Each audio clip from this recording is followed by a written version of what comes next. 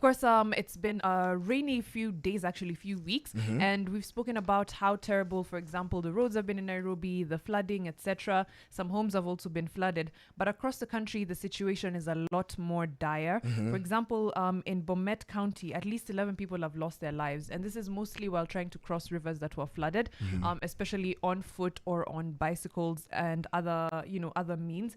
And of course, there's also other places around the country that require urgent evacuation because of the heavy rains. Yeah, combined with the neighboring counties, Narok and Kericho, that is, if you're talking about Bomet, we also are looking at a death toll of 17.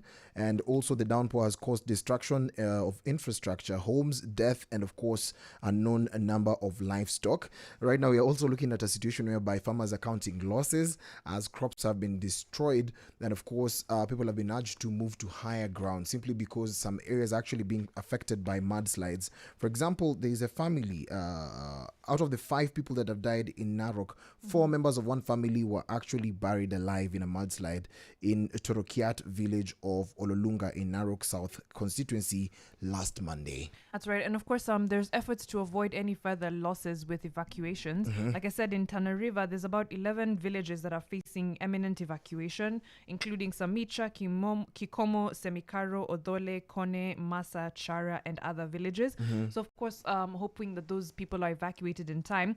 But the Kenya Coast Guard has also said that there's also loss of like you said, livestock, and farmers have had massive losses as far as their crops are concerned.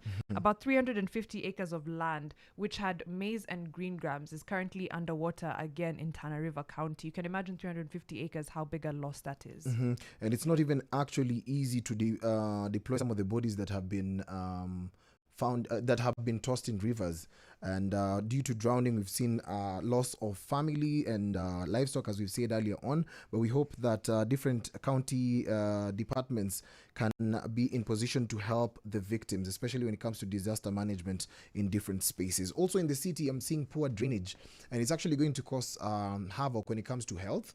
True. And of course, flooding in some areas. South Sea is known to flood when there is a heavy downpour.